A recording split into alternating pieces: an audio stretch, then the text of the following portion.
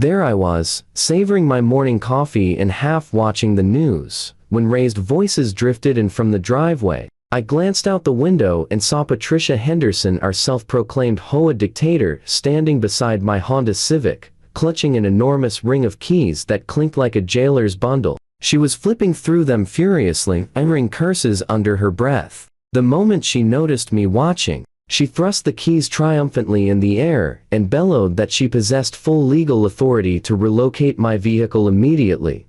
I stood frozen in disbelief as she jammed key after key into the door lock. None of them fit. With every failed attempt, her face flushed a deeper shade of crimson. Finally, when it became obvious the keys were useless, Patricia threw her arms up in theatrical exasperation and yanked out her phone. Right there in broad daylight, in full view of the entire cul-de-sac, she dialed 911 and reported an illegally parked vehicle posing an active threat to neighborhood safety. I snatched my own phone and hit record. Whatever was about to happen, the internet was going to love it.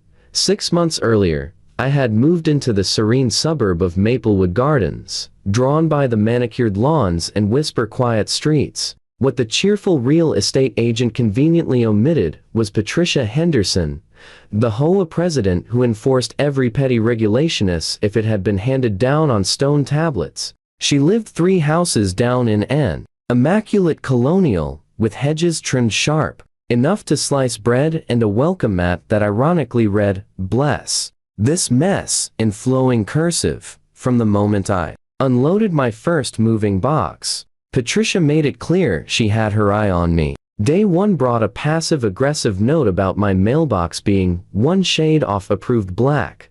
Next came a complaint that my welcome mat exceeded the maximum allowable width by 2 whole inches. When I painted my front door a rich navy blue, she materialized on my porch within hours, clipboard in hand, declaring the color a blatant violation of Section 12 of the Community Standards. Each time, I calmly informed her that I had read the actual covenants and was in full compliance. That only seemed to make her angrier. The parking war began 3 weeks ago when Patricia suddenly decided my car, legally parked in my own driveway, was protruding 3 inches beyond some invisible aesthetic boundary. She demanded immediate correction. When I measured it myself and proved her wrong, the campaign escalated from irritating to deranged. The notes under my wipers grew progressively more threatening. Polite reminders turned into final warnings, then threats of $500 fines, culminating in a laughably fake official citation printed on letterhead for the non-existent Maplewood Gardens Enforcement Division,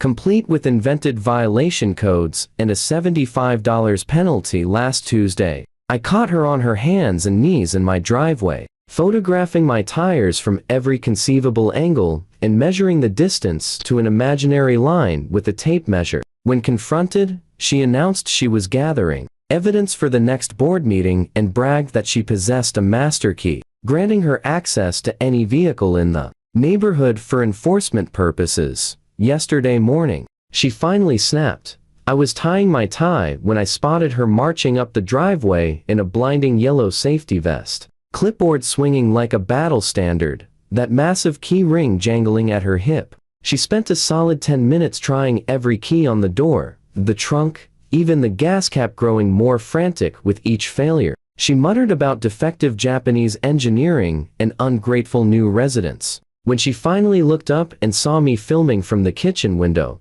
her eyes narrowed to slits. Patricia stormed to my front door and pounded hard enough to rattle the hinges. I opened it to find her practically shaking with fury. "Spare key, now," she barked. "The HOA charter grants me emergency access to all vehicles." I smiled politely. "No such clause exists, Patricia." She informed me my car would be towed by sundown, and that I would be evicted from the neighborhood by the end of the month. My continued calmness appeared to enrage her further. I suggested gently that she reread the actual bylaws instead of inventing new ones.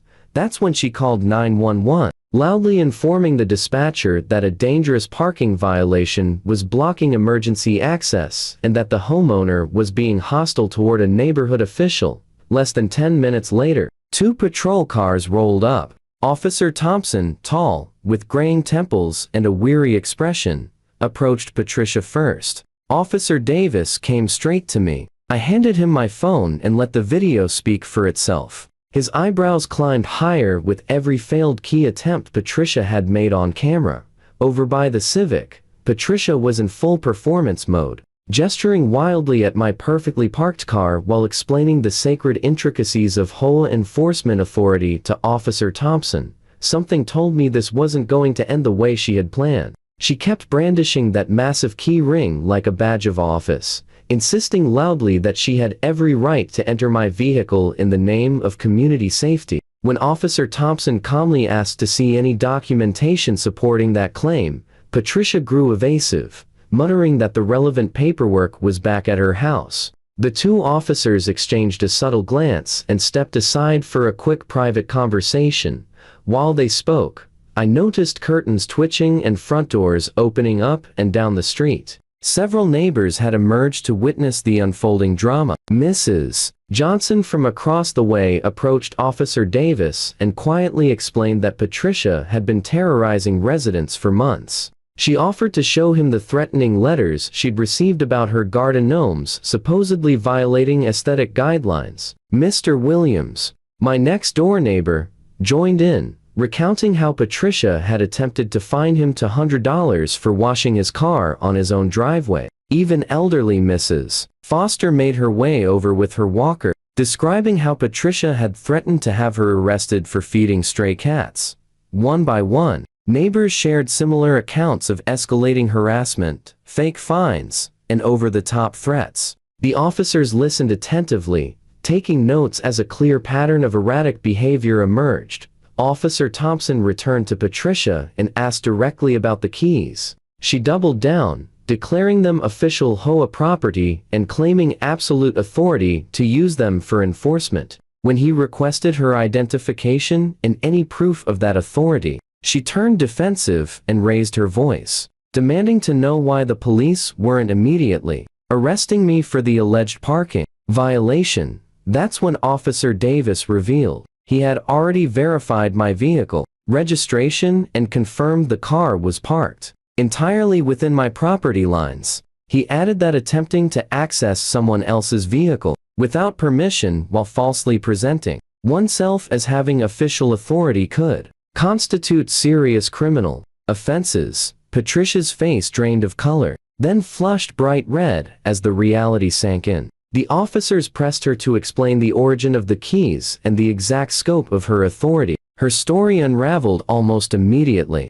She claimed the HOA board had provided the keys, but under further questioning admitted no such approval had ever occurred. She insisted she was simply protecting the neighborhood, yet couldn't cite specific bylaws or produce any supporting documents. Officer Thompson took her identification and began running her information. While they waited, more neighbors stepped forward with their own stories of intimidation and fabricated citations. The officers documented everything as the extent of Patricia's unauthorized campaign became undeniable. Patricia stood there seething, repeatedly asking why she was being treated like a criminal when I was the one supposedly breaking rules. The tension peaked when Officer Davis asked point-blank whether she had permission to try entering my vehicle. She erupted, shouting that permission was unnecessary because, as HOA president, she possessed inherent authority over all neighborhood property. Officer Thompson patiently explained that private property laws did not work that way. Patricia responded by accusing both officers of corruption and threatening to report them to their superiors. Officer Davis had heard enough. He informed Patricia that she was under arrest for criminal trespass, harassment, and filing a false police report. As he began reading her Miranda rights, her expressions cycled rapidly from fury to shock to outright panic. She protested loudly that this was all a terrible misunderstanding and that she had only been trying to uphold community standards. The officers remained professional but firm as they cuffed her and guided her toward the patrol car. Patricia continued shouting about impending lawsuits and warning that the neighborhood would descend into chaos without her vigilant oversight. Several neighbors watched from their driveways, some shaking their heads in stunned disbelief, others visibly relieved. Mrs. Johnson quietly remarked to Officer Davis that the street might finally enjoy some peace. Before departing, Officer Thompson asked if I wished to press additional charges for the prolonged harassment. I declined, believing the current charges would bring sufficient consequences. He provided me with the case number and explained that the false police report alone could carry fines up to $5,000 plus court costs, while the trespassing and harassment counts might result in further penalties, including possible jail time. That same afternoon, I received a call from David Park, the actual HOA board treasurer. He apologized profusely, stating the board had been completely unaware of Patricia's rogue activities and that she had never been granted any enforcement authority. He assured me an emergency meeting would be held to address the matter. The following day, word spread that Patricia had been unanimously removed as HOA president and permanently barred from any future board position.